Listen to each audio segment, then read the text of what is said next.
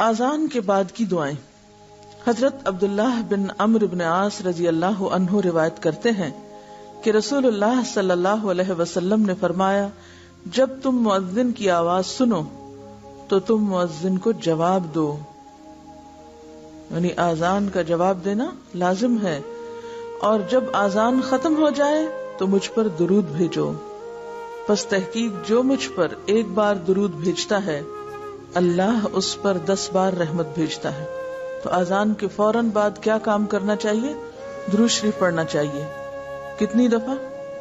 1 دفعہ۔ کیسے؟ نماز والا میں 1 دفعہ پڑھ دیتی ہوں درست تلفظ کے ساتھ، غور سے سن لیجئے۔ اللہم صلی علی محمد وعلی آل محمد کما صلیت علی ابراہیم وعلی آل ابراہیم انک حمید مجید۔ اللہم بارک علی محمد وعلی آل محمد کما بارکت علی ابراہیم وعلی آل ابراہیم انک حمید مجید۔ یا الہی رحمت بھیج محمد صلی اللہ علیہ وسلم پر اور آل محمد پر جیسے رحمت بھیجی تو نے ابراہیم اور آل ابراہیم پر، بے شک تو تعریف کیا گیا بزرگی والا ہے۔ یا الہی برکت بھیج محمد صلی اللہ علیہ وسلم پر اور آل محمد پر جیسے برکت بھیجی تو نے ابراہیم پر اور آل ابراہیم پر، بے شک تو تعریف کیا گیا بزرگی والا ہے۔ حضرت جابر رضی اللہ عنہ روایت کرتے ہیں کہ رسول اللہ صلی اللہ علیہ وسلم نے فرمایا، جو شخص آذان کا جواب دے اور پھر آذان ختم ہونے پر یہ دعا پڑھے، اس کے لیے قیامت کے دن میری شفاعت واجب ہو جاتی ہے۔ کیا ہے دعا؟ اللہم رب هذه الدعوة التامة والصلاة القائمة آت محمدا الوسيلة والفضيلة وابعثه مقاما محمودا الذي وعدته۔ اس پوری پکار یعنی آذان کے اور قیامت تک قائم رہنے والی نماز کے رب محمد صلی اللہ علیہ وسلم کو وسیلہ اور بزرگی عطا فرما اور انہیں مقام محمود میں پہنچا جس کا تو نے ان سے وعدہ کیا ہے۔ وسیلہ کیا چیز ہے؟ وسیلہ کے متعلق خود رسول اللہ صلی اللہ علیہ وسلم فرماتے ہیں، تحقیق وسیلہ بہشت میں ایک درجہ ہے، یعنی ایک مقام ہے جو صرف ایک بندے کے لائق ہے، یعنی ایک خاص اسپیشل جگہ ہے جس میں صرف ایک ہی شخص جا سکتا ہے، اور میں امید رکھتا ہوں کہ وہ بندہ میں ہی ہوں۔ پس جس نے آذان کی دعا پڑھ کر اللہ سے میرے لیے وسیلہ مانگا، اس کے لیے میری یعنی حضور صلی اللہ علیہ وسلم کی شفاعت واجب ہو گئی۔ نبی صلی اللہ علیہ وسلم کے ارشاد سے معلوم ہوا کہ وسیلہ بہشت کے ایک بلند و بالا درجے کا نام ہے۔ دعائے آذان میں اضافہ۔ مسنون دعائے آذان میں بعض لوگوں نے چند الفاظ بڑھا رکھے ہیں اور وہ الفاظ مروجہ کتب نماز میں بھی موجود ہیں۔ دعائے مسنونہ کے جملہ والفضیلہ کے بعد والدرجۃ الرفیعہ کی زیادتی کرتے ہیں اور آگے وعدتا ہوں کہ خالص دودھ میں ورزقنا شفاعتہ یوم القیامہ کا پانی ملا رکھا ہے، اور پھر اخیر میں مسنون دعا کے اندر یا ارحم الراحمین کی آمیزش ہے۔ افسوس، کیا نبی صلی اللہ علیہ وسلم کی بتائی ہوئی دعا میں یہ خامی رہ گئی تھی جو بعد کے لوگوں نے اپنے اضافے سے پوری کی؟ مسلمانوں کو رسول اللہ صلی اللہ علیہ وسلم کے فرمان پاک میں کمی یا زیادتی کرنے کے تصور سے کانپ اٹھنا چاہیے، یعنی ہمارا کوئی مقام نہیں کہ ہم اپنی طرف سے اضافے کریں۔ نبی صلی اللہ علیہ وسلم نے رات کو باوضو ہو کر سونے سے پہلے پڑھنے کے لیے ایک دعا بتائی۔ حضرت براء بن عازب رضی اللہ عنہ نے پڑھ کر سنائی تو بنبی کا کی جگہ برسول کا یعنی نبی کی جگہ رسول کہا تو نبی صلی اللہ علیہ وسلم نے فرمایا، میرے بتائے ہوئے لفظ نبی کو رسول سے مت بدلو بلکہ بنبی کا ہی کہو، یعنی حتیٰ کہ دعاؤں میں بھی آپ نے الفاظ کو بدلنے کی اجازت نہیں دی، الا یہ کہ آپ نے خود ہی 2 مختلف طریقوں سے ایک چیز بتائی ہو۔ حضرت سعد بن ابی وقاص روایت کرتے ہیں کہ رسول اللہ صلی اللہ علیہ وسلم نے فرمایا، جو شخص مؤذن کی آذان سن کر یہ دعا پڑھے تو اس کے گناہ بخش دیے جائیں گے۔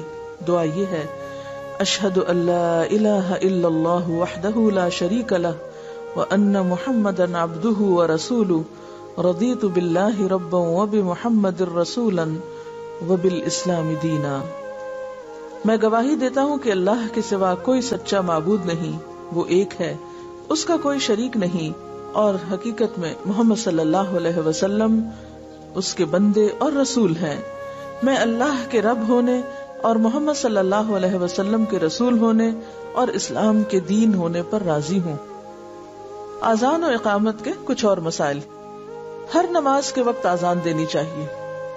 رسول اللہ صلی اللہ علیہ وسلم نے فرمایا، جب نماز کا وقت آئے تو تم میں سے کوئی ایک اذان کہے، یعنی تم ہی میں سے کوئی ایک اذان کہے۔ اس سے کیا پتہ چلتا ہے کہ تم ہی میں سے ایک، یعنی مسلمانوں میں سے کوئی ایک اذان دے، یعنی جو لوگ وہاں اس خاص جگہ پر موجود ہوں انہی میں سے کسی کو اذان دینی چاہیے۔ لہذا ٹیلی ویژن کی اذان یا پھر ٹیپ ریکارڈر پہ اذان یا گھڑیوں میں اذان، وہ ایک یاد دہانی تو ہے، لیکن اصل مقصد یا اصل فائدہ اس سے نہیں حاصل ہو سکتا۔ اس لیے یہ سوچنا کہ کہیں صرف ٹیپ ریکارڈر چلا کے اذان دے دی جائے تو وہ اصل اذان کے برابر ہوگی، اصل اذان برابر نہیں ہوگی۔ ہاں یہ ہے کہ نہ ہونے سے بہتر ہے کہ انسان کچھ تو سنے، خصوصاً ایسی جگہیں، ایسے ملک جہاں بالکل بھی اذان نہیں ہوتی۔ اور اگر آپ وہاں مہینوں مسجد نہیں جاتے، جیسے خواتین کو روکا بھی جاتا ہے مسجد جانے سے، تو اس کا مطلب یہ ہے کہ زندگی اتنی بڑی خیر سے محروم ہی گزرتی چلی گئی۔ تو اس لیے ضروری ہے کیا کہ انسان پھر کوئی آلٹرنیٹ تلاش کرے۔ حضرت بلال رضی اللہ عنہ سے مذکور ہے کہ وہ اذان کہتے ہوئے کانوں میں انگلیاں ڈالتے تھے، اذان کہتے ہوئے کانوں میں انگلیاں ڈال لیتے تھے، کیونکہ بلند آواز سے پکارنا ہوتا تھا نا۔ حی علی الصلاح کہتے وقت منہ دائیں طرف پھیریں اور حی علی الفلاح کہتے وقت بائیں طرف، لیکن سینہ نہیں، صرف گردن موڑنا ہوتی ہے، یعنی یہ نہیں کہ آپ پورے کے پورے خود بھی ادھر مڑ جائیں، نہیں۔ حضرت عثمان بن ابی العاص رضی اللہ عنہ کی روایت ہے کہ نبی صلی اللہ علیہ وسلم نے ان کو ان کی قوم کا امام مقرر کیا اور فرمایا، وَاتَّخِذْ مُؤَذِّنًا لَا يَأْخُذُ عَلَىٰ آذَانِهِ أَجْرًا، کہ مؤذن وہ مقرر کر جو اپنی آذان پر مزدوری نہ لے، یعنی اللہ کا نام بلند کرنے پر اجرت نہ لے۔ مؤذن وہ مقرر کرنا چاہیے جو بلند آواز والا ہو۔ حضرت عبداللہ بن زید کہتے ہیں کہ رسول اللہ صلی اللہ علیہ وسلم نے انہیں فرمایا، بلال کو آذان سکھاؤ کیونکہ وہ تم سے بلند آواز ہے۔ یعنی ہر کام یا ڈیوٹی اسی شخص کے سپرد کی جانی چاہیے جو اس کا اہل ہو، اس میں ڈسکریمنیشن کی بات نہیں، اور ہر کام ایک ہی شخص نہیں کر سکتا۔ اللہ نے مختلف لوگ مختلف صلاحیتوں کے ساتھ پیدا ہی اس لیے کیے ہیں کہ وہ مل جل کر دنیا کا نظام چلائیں، چاہے وہ دین سے متعلق کوئی چیز ہو یا دنیا سے متعلق۔ ایک صحابیہ رضی اللہ عنہا فرماتی ہیں کہ مسجد کے قریب تمام گھروں سے میرا مکان اونچا تھا، یعنی ہائٹ زیادہ تھی، اور حضرت بلال اس مکان پر چڑھ کر فجر کی اذان دیتے تھے۔ تو اس سے یہ بھی پتہ چلتا ہے کہ اذان بلند جگہ سے دینی چاہیے، کیونکہ اس سے آواز زیادہ پھیلتی۔ جب انسان کسی کمرے کے اندر یا مکانوں کے بیچ میں کھڑا کر دیتا تو دیواریں اور باقی چیزیں جو ہیں وہ آواز کو پھیلنے سے روک دیتی ہیں، اور اس طرح وہ اصل مقصد پورا نہیں ہوتا۔ حضرت عبداللہ بن عمر رضی اللہ عنہ روایت کرتے ہیں کہ رسول اللہ صلی اللہ علیہ وسلم نے ایک آدمی کو فرمایا، جیسے مؤذن کہتا ہے تو بھی اسی طرح جواب دے، پھر جب تو جواب سے فارغ ہو جائے تو دعا مانگ، تو دیا جائے گا۔ تو اس سے کیا پتہ چلتا ہے کہ اذان کا جواب دینے کے بعد دعا قبول ہوتی۔ رسول اللہ صلی اللہ علیہ وسلم نے فرمایا، اذان اور تکبیر کے درمیان اللہ تعالیٰ دعا رد نہیں فرماتا، یعنی وہ دعا کی قبولیت کا وقت ہوتا ہے۔ بہت سے لوگ اتنے خوبصورت موقع کو محض اپنی غفلت کی وجہ سے گنوا دیتے ہیں، بلکہ ایسے مواقع کا تو انتظار رہنا چاہیے کہ اچھا اذان ہوئی یا نہیں، اور کان بھی ادھر لگائے رکھنے چاہیے تاکہ ایسا موقع اور ایسا وقت ہاتھ آئے جس سے ہم اللہ سے مانگ سکیں، اور اس طرح مانگیں کہ دعا قبول بھی ہو جائے۔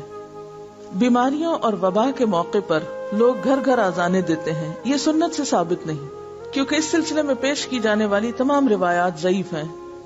آپ نے دیکھا ہوگا مدینہ میں کئی دفعہ بہت مشکل حالات آئے، آپ کو جنگ احزاب کا موقع بھی یاد ہوگا کہ جب مسلمانوں کا حال کیا ہو گیا تھا، ہنالک ابتلی المؤمنون وزلزلوا زلزالا شدیدا، اتنا شدید خوف و ہراس تھا اور اتنی شدید آزمائش تھی کہ بس یوں لگتا تھا کہ اب ختم ہی ہو کے رہ جائے گا سب سلسلہ. لیکن ایسے موقع پر بھی مدافعت کے لیے کوئی اذانیں نہیں دی گئی تھی گھر گھر میں یا چھتوں پہ چڑھ کے. الصلاۃ خیر من النوم کے الفاظ سوائے اذان فجر کے کسی اور اذان میں نہیں کہنے چاہیے. اقامت اذان کے فوراً بعد نہیں ہونی چاہیے. یہ نہیں کہ ادھر سے اذان اور دوسری طرف اقامت شروع ہو جائے, کیونکہ نبی صلی اللہ علیہ وسلم نے فرمایا اذان اور تکبیر کے درمیان نفل نماز کا وقفہ ہوتا ہے. یہ نماز کی جو سنتیں ہوتی ہیں وہ اس وقت ادا کی جاتی ہیں. صبح صادق سے کچھ دیر پہلے والی اذان جائز ہے, یعنی تہجد کی اذان جس کو بولتے ہیں. نبی صلی اللہ علیہ وسلم نے فرمایا تمہیں بلال کی اذان سحری کھانے سے نہ روکے, کیونکہ وہ رات کو اذان دیتے ہیں تاکہ تہجد پڑھنے والا لوٹ آئے, یعنی تہجد سے فارغ ہو جائے اور سونے والا نماز فجر کے لیے خبردار ہو جائے. اور عموماً لوگ حضرت بلال کی اذان کے ساتھ اٹھتے تھے اور پھر دوسری اذان کے ساتھ فجر پڑھتے تھے, اور اس بیچ کے عرصے میں سحری کھاتے تھے. نبی صلی اللہ علیہ وسلم نے فرمایا جب اقامت ہو جائے تو فرض نماز کے علاوہ کوئی نماز نہیں ہوتی, یعنی جب تکبیر ہو جائے صفیں بننے لگے تو پھر نفل سنت وغیرہ کچھ نہیں, اسے ختم کر دینا چاہیے. رسول اللہ صلی اللہ علیہ وسلم نے میدان عرفات میں 2 نمازیں اکٹھی پڑھی. آپ نے اذان ایک مرتبہ